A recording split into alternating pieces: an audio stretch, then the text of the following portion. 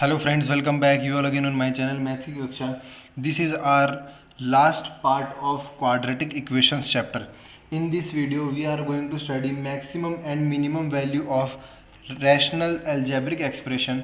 Then after we are going to study general quadratic expression in two variables. And the third topic is theory of equation, which is one of the important part of quadratic equation. And at last, our last important topic is transformation of the equations. So let's start with the maximum and minimum value of rational algebraic expressions. So write here the heading maximum and minimum values of rational algebraic expression. अब देखिए हम लोग algebraic expression लिखेंगे but rational forms में लिखेंगे, तो उन algebraic expressions के लिए मैक्सिमम और मिनिमम वैल्यू कैसे कैलकुलेट करते हैं तो वो देख लेते हैं. तो सबसे पहले एग्जांपल ले लेते हैं कुछ एल्जेब्रिक एक्सप्रेशन का जो कि रैशनल फॉर्म में लिखे हुए रहेंगे. So this are the example of rational algebraic expression. Here is written as y is equals to a1x square plus b1x plus c1 upon a2x square plus b2x plus c2. तो ये quadratic upon quadratic type का expression है. Then constant upon quadratic type का expression है. Then after third expression is constant upon quadratic and the fourth expression is quadratic upon constant. तो जितने भी type के नॉर्मली केसेस पॉसिबल हैं वो सब हम लोगों ने बना लिए हैं. तो इसी टाइप की इक्वेशंस को, इसी टाइप के एक्सप्रेशंस के लिए हम लोग मैक्सिमम मिनिमम वैल्यू कैलकुलेट करने वाले हैं. तो इसके लिए कुछ भी टफ नहीं है. इसके लिए सिर्फ और सिर्फ आपको कुछ स्टेप्स है उनको फॉलो करना है, और हर एक क्वेश्चन में उसी तरह की स्टेप्स को आप लोग फॉलो करेंगे तो इजीली आप लोग ये कैलकुलेट कर सकते हैं. मींस जो भी चीज़ आज हम लोग इस वीडियो में देखने वाले हैं ये सब इन्फॉर्मेटिव टॉपिक्स हैं. यहाँ पे आप लोगों को कुछ भी हाई कॉन्सेप्ट नहीं समझना है, सिर्फ और सिर्फ इन्फॉर्मेशन इकट्ठा करनी है, इन्फॉर्मेशन कलेक्ट करनी है और उसको एज इट इज़ अप्लाई कर देना है क्वेश्चंस में.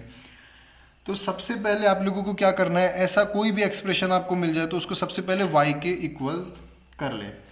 तो सबसे पहले ये जो टर्म है फर्स्ट वाला जो इक्वेशन है, तो स्टेप वन में हम लोगों को क्या करना है, y के इक्वल कर देना है. Means a1x square plus b1x plus c1 upon a2x square plus b2x plus c2. सबसे इंपॉर्टेंट पॉइंट y के इक्वल्स इनको कर देना है. देन आफ्टर हम लोगों को इसको क्रॉस मल्टीप्लाई करना है और x में ही क्वाड्रेटिक बना लेनी है. तो आप लोग इसको जब क्रॉस मल्टीप्लाई कर देंगे, स्टेप टू क्रॉस मल्टीप्लाई, तो क्रॉस मल्टीप्लाई करके एक्स स्क्वायर कॉमन ले लेंगे, then x and then constant terms. तो आप लोगों के पास कुछ इस तरह से इक्वेशन बनेगी क्वाड्रेटिक इक्वेशन में. क्वाड्रेटिक x में क्वाड्रेटिक बनेगी कुछ इस तरह से a1 minus a2 into y into x square plus b1 minus b2 into y into x plus c1 minus c2 into y is equals to 0. तो ये जो क्रॉस मल्टीप्लिकेशन करने के बाद आप लोग देख रहे हैं कि x में एक क्वाड्रेटिक इक्वेशन जनरेट हो चुकी है. अब नाउ आप लोगों को क्या करना है, स्टेप 3 में सिंपली इसका जो d है उसको ग्रेटर देन और इक्वल्स टू 0 कर दें. Here d is discriminant. D discriminant है जो कि आप लोग जानते हैं, discriminant B square minus 4ac. And जो इनइक्वालिटी है उसको सॉल्व करें और y की ऑल पॉसिबल वैल्यूज़ को कैलकुलेट करें. तो ये जो y की वैल्यू होगी वही इसका सोल्यूशन हो जाएगा. तो फाइनली हम लोगों को y का ही सेट कैलकुलेट करना है. तो इसके लिए आप लोगों को एक एग्जांपल है, सिर्फ इतनी सी इन्फॉर्मेशन है maximum and minimum value calculate करने के लिए. Nothing is required rather than this. अब एक क्वेश्चन है उसको आप लोग सॉल्व करें. नाउ अब इस टॉपिक पे एक क्वेश्चन देख लेते हैं. This is the question. अब इस क्वेश्चन में क्या है, आप लोगों से कहा गया है x बिलोंग्स टू r है, और ये जो आपके पास एक्सप्रेशन दिख रहा है क्वाड्रेटिक अपॉन क्वाड्रेटिक का एक्सप्रेशन, इस एक्सप्रेशन की आप लोगों को अटेनेबल वैल्यूज़ कैलकुलेट करनी है. मीन्स ये कहाँ से कहाँ तक वैल्यू कैलकुलेट कर लेगा. Means attainable value. Attainable value means कहाँ तक इसकी वैल्यू अटेन रहेगी, y का वैल्यू. तो अब इसको सॉल्व करने के लिए हम लोगों की फर्स्ट स्टेप से हम लोग चलते हैं और थर्ड स्टेप तक आएंगे. फर्स्ट स्टेप में आप लोगों को क्या करना है, y के इक्वल्स करना है इस एक्सप्रेशन को. तो कुछ इस तरह का एक्सप्रेशन बन जाएगा.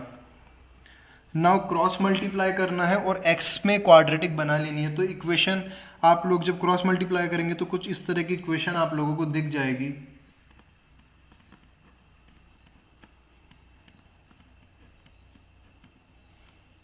y minus one into x square plus 3x into y plus one plus 4 into y minus one is equals to 0।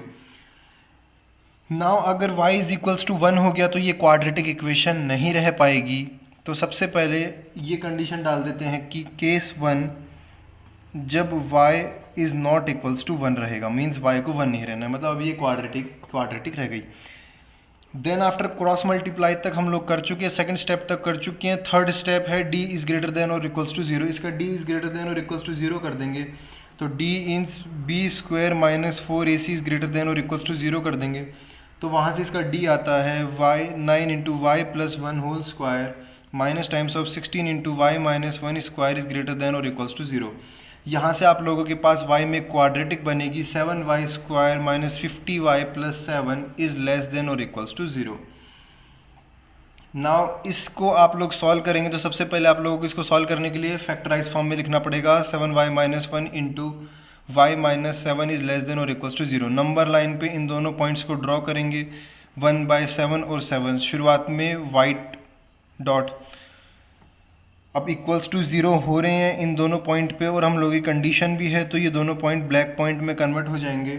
और लेस देन और इक्वल्स टू 0 करना है तो यहाँ पे माइनस रहेगा, यहाँ पे पॉजिटिव और यहाँ पे पॉजिटिव। आप लोग चेक कर सकते हैं 1/7 से बड़ा कोई भी पॉइंट इसमें डालें वहाँ पे पॉजिटिव आएगा, 1/7 to 7 में कोई भी पॉइंट डाले वो नेगेटिव आएगा, एंड पॉजिटिव और 7 से बड़ा कोई भी वैल्यू डालेंगे तो ये इक्वेशन पॉजिटिव बनेगी। सो d इज़ ग्रेटर देन और इक्वल्स टू 0 करने के बाद में y का वैल्यू आ गया y बिलोंग्स टू 1/7 to 7, जहाँ पे कि हम लोगों को 1 नहीं लेना है y को, बिकॉज 1 ले लेंगे तो क्वाड्रेटिक इक्वेशन नहीं बचेगी। नाउ हम लोग फर्स्ट केस सॉल्व किए थे जब y is not equals to 1 होगा। अब हम लोग सॉल्व करेंगे जब y इज़ इक्वल्स टू 1 हो जाएगा। If y is equals to 1, अब देखिए अगर y इज इक्वल्स टू 1 हो जाएगा इसका मतलब क्या, हम लोगों ने पूरी इक्वेशन को y के इक्वल किया था x square minus 3x plus 4 upon x square plus 3x plus 4 is equals to 1। यहाँ से सिंपली आप लोग क्रॉस मल्टीप्लाई करेंगे तो यहाँ पे आप लोगों को x का वैल्यू 0 मिलेगा। आप लोग करके देख लें, सिंपली x का वैल्यू 0 आने वाला है। इसका मतलब क्या हुआ, y इज इक्वल्स टू 1 हो रहा है तो वहाँ पे x का वैल्यू कुछ रियल वैल्यूज़ के बीच में है। ये देखिए x इज इक्वल्स टू 0 पे y इज इक्वल्स टू 1 हो रहा है, ऐसा हम लोगों को इंडिकेशन यहाँ से मिला है। इसका मतलब क्या हुआ, y इज इक्वल्स टू 1 तब होगा जब x की वैल्यू 0 हो जाएगी, और x की वैल्यू 0 होने का मतलब क्या हुआ, ये रियल वैल्यूज़ के अंदर है। और हम लोगों ने क्वेश्चन में देखा था x बिलोंग्स टू r है, मीन्स हमारी कंडीशन के अंदर ही है x की वैल्यू।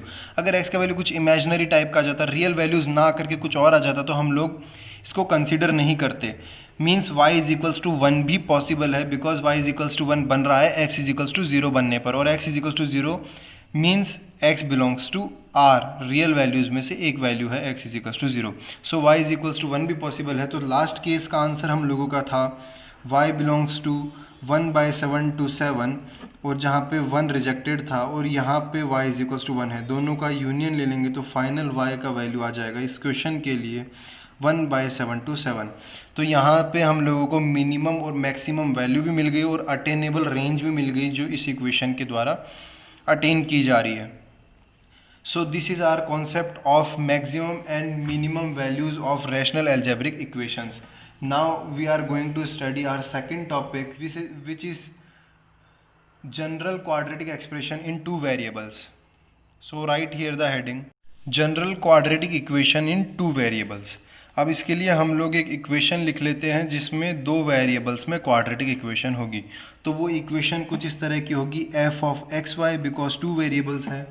तो जहाँ पे वो equation e x square plus 2hxy plus by square plus 2gx plus 2fy plus c, ये होती है general quadratic equation in two variable. इसको आप लोग रिमेंबर कर लें, a x square plus 2hxy plus by square plus 2gx plus 2fy plus c, इस form में लिखी गई इक्वेशन को कहते हैं general equation in two variables. अब देखिए इस इक्वेशन को टू वेरिएबल्स में कन्वर्ट करना है, इसके लिए कुछ कंडीशन होती है। अगर वैसी कंडीशन सेटिस्फाई होती है तो हम लोग कह सकते हैं कि ये इक्वेशन टू लीनियर फैक्टर्स में कन्वर्ट हो जाएगी। अदरवाइज़ अगर वो कंडीशन सेटिस्फाई नहीं होती है तो ये इक्वेशन टू लीनियर फैक्टर्स में कन्वर्ट नहीं हो पाएगी। सो कंडीशन यहाँ पे ये है, एक डेल्टा नाम दे देते हैं इस कंडीशन को, delta is equals to A B C plus 2FGH minus AF square minus BG square minus CH square is equals to 0। तो यहाँ से आप लोग देखें, डेल्टा एक टर्म है, एक एक्सप्रेशन, उसको हम लोग डेल्टा से रिप्रेजेंट कर रहे हैं और आपको भी हमेशा इसको डेल्टा से ही रिप्रेजेंट करना है। ABC plus 2FGH plus A minus AF square minus BG square minus CH square is equals to 0। अगर ये एक्सप्रेशन 0 के इक्वल हो जाता है तो हम लोग कह सकते हैं कि this general quadratic equation in two variables convertible into two linear factors. या फिर अदर कंडीशन, ये कंडीशन सेटिस्फाई होती है तो ठीक, अदरवाइज दूसरी कंडीशन, इन दोनों में से कोई भी कंडीशन आप लोग अप्लाई कर सकते हैं। सेकंड कंडीशन रहेगी हम लोगों की AHG HBF GFC, इसका डिटर्मिनेंट कैलकुलेट करें और उसको 0 के इक्वल कर दें। अगर इसका डिटर्मिनेंट 0 आ जाता है तो भी आप लोग कह सकते हैं कि ये general quadratic equation in two variables get convertible into two linear factors.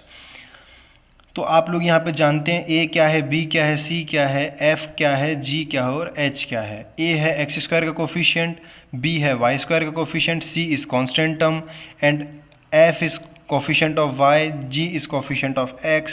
तो इसी तरह की इक्वेशंस में सिर्फ 2 कंडीशंस हैं। इन कंडीशन को आप लोग अप्लाई कर देंगे तो आप लोगों को सब पता चल जाएगा कि इस क्वाड्रेटिक इक्वेशन को हम लोग 2 लीनियर इक्वेशन में कन्वर्ट कर सकते हैं या नहीं कर सकते हैं। So this is all about general quadratic equation in 2 variables.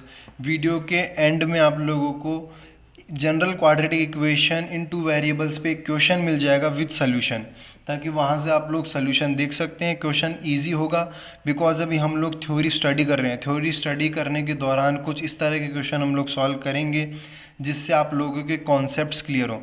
General quadratic equation आपका कवर हो जाएगा उस क्वेश्चन के through. Now next topic is theory of equation. This is important question, this is important topic in quadratic equation. अब theory of equation क्या है वो लोग आप समझ जाएंगे, जैसे जैसे हम लोग आगे पढ़ेंगे वैसे वैसे आप लोग समझते जाएंगे। सपोज़ कीजिए आप लोगों के पास एक क्वाड्रेटिक इक्वेशन लिखी है, एक जनरल इक्वेशन लिखी है आप लोगों के पास, a0 x to the power n plus a1 x to the power n minus 1 plus a2 x to the power n minus 2 plus dot dot a to the an minus 1 into x plus an is equals to 0। ये आप लोगों के पास एक general equation लिखी है। तो quadratic equation होती है तो उसके पास 2 रूट्स होते हैं, क्यूबिक इक्वेशन होती है तो उसके पास 3 रूट्स होते हैं। इसी तरह ये एक इक्वेशन है जो कि n डिग्री की है, तो इसके पास n रूट्स होंगे। तो हम लोग सपोज कर लेते हैं इसके रूट्स होंगे alpha 1, alpha 2, alpha 3 up to alpha n। Here हम लोग कहेंगे a0 0 कभी भी नहीं होना चाहिए, बिकॉज अगर a0 0 हो गया तो ये इक्वेशन n डिग्री की ना रह करके n-1 डिग्री की बन जाएगी। एक बार के लिए a1 0 हो सकता है, a2 a3 कुछ भी 0 हो सकता है, बट a0 0 नहीं हो सकता, बिकॉज अगर a0 0 हो गया तो ये n डिग्री की इक्वेशन नहीं रह जाएगी।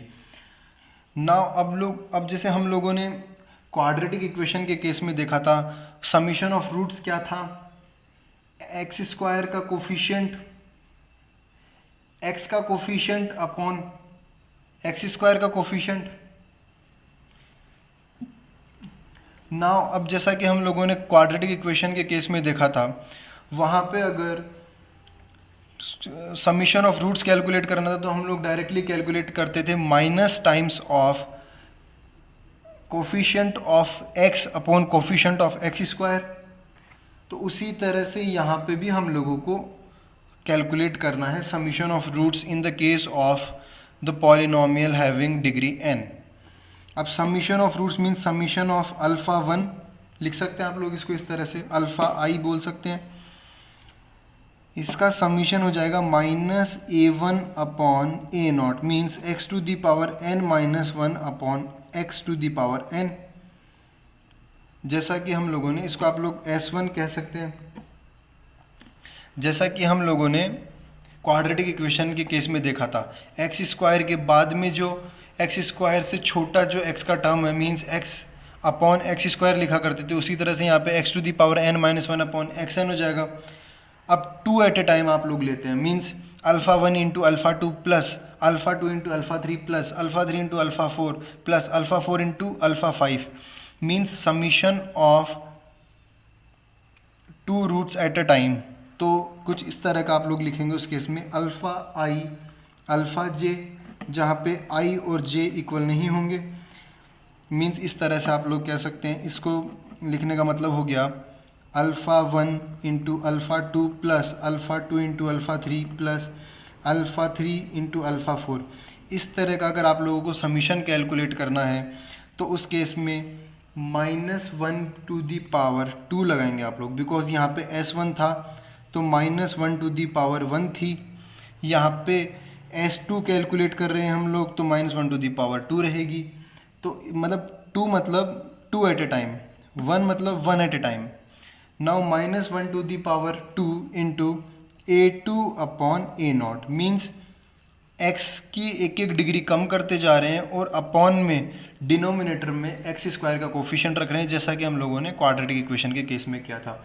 अब थ्री एट ए टाइम हम लोगों को लेना है, तो means S three means three at a time, alpha one into alpha two into alpha three plus alpha two into alpha three into alpha four plus alpha three into alpha four into alpha five. इस तरह से अगर आपको three at a time लेकर के करना है तो minus one to the power three into a three upon a naught, ये आप लोग कैलकुलेट करेंगे तो ये आ गया टू एट ए टाइम, ये थ्री एट ए टाइम। इसी तरह आप एन एट ए टाइम तक कैलकुलेट कर सकते हैं। तो S n at a time minus one to the power n into a n upon a naught, means इसको आप लोग कह सकते हैं minus one to the power n into constant term upon coefficient of x to the power n. ये है theory of equation की complete knowledge. Theory of equation में सिर्फ इतना ही है, बट कॉन्सेप्ट थोड़ा इम्पोर्टेंट है। तो किसी भी तरह की इक्वेशन आप लोगों को दे दी जाए, जरूरी नहीं क्वाड्रेटिक हो, क्यूबिक हो, फोर्थ डिग्री की हो, फिफ्थ डिग्री की हो, nth डिग्री तक की भी होगी, तब भी हम लोग summation of one at a time, two at a time, n at a time तक कैलकुलेट कर सकते हैं। Now the last important topic is transformation of the equation. Transformation of the equation क्या होता है? सपोज कीजिए आप लोगों के पास एक क्वाड्रेटिक इक्वेशन है a x square plus b x plus c is equals to zero, और इस क्वाड्रेटिक इक्वेशन के रूट हैं अल्फ़ा एंड बीटा। नाउ अब आप लोगों के पास क्या है, एक क्वाड्रेटिक इक्वेशन है जिसके रूट्स कुछ और हैं, बट उसके रूट्स में अल्फ़ा और बीटा का जिक्र हुआ है। सपोज़ कीजिए वो दूसरी क्वाड्रेटिक इक्वेशन है जिसके roots two alpha plus one है एंड दूसरा root two beta plus one है, या फिर कह सकते हैं अदर क्वाड्रेटिक इक्वेशन है जिसके रूट अल्फ़ा बाई टू है, बीटा बाई टू है। मीन्स इसके रूट्स में अल्फ़ा और बीटा का जिक्र हुआ है, मीन्स उसके roots f of alpha and f of beta type के हैं। मीन्स एक ऐसा फंक्शन जहाँ पे वेरिएबल के रूप में अल्फ़ा यूज़ हुआ है, इस तरह के अगर उनके रूट्स हैं तो उस तरह की इक्वेशन में अपनी ओरिजिनल इक्वेशन कन्वर्ट कर दी जाती है। मीन्स ये जो इक्वेशन है इसको हम लोग कन्वर्ट कर देंगे इस तरह की इक्वेशन में जिसके रूट्स या तो ये होंगे या फिर ये होंगे या फिर कुछ इस तरह से होंगे। तो ट्रांसफॉर्मेशन ऑफ द इक्वेशन, हम लोग इक्वेशन को ट्रांसफॉर्म कर रहे हैं अकॉर्डिंग टू देयर रूट्स।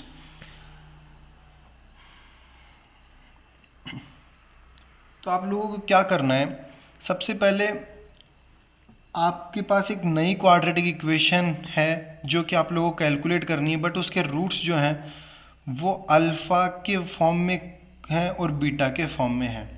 तो उस केस में आप लोगों को क्या करना है, सबसे पहले y is equals to alpha f of alpha रखना है and y is equals to f of beta रखना है। दोनों में से कुछ भी एक y के इक्वल आप लोग कर दें।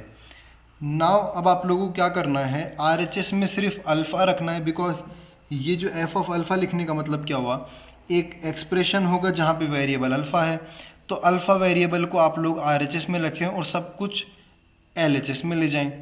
उसी तरह से बीटा वेरिएबल को RHS में रखें और सब कुछ LHS में ले जाएं। इसके लिए इसी चीज़ को साइमल्टेनियसली समझने के लिए हम लोग एक एग्जांपल लेते हैं। सपोज कीजिए आप लोगों के पास एक क्वाड्रेटिक इक्वेशन है ax² plus bx plus c is equals to 0। इसके रूट्स हैं अल्फ़ा एंड बीटा।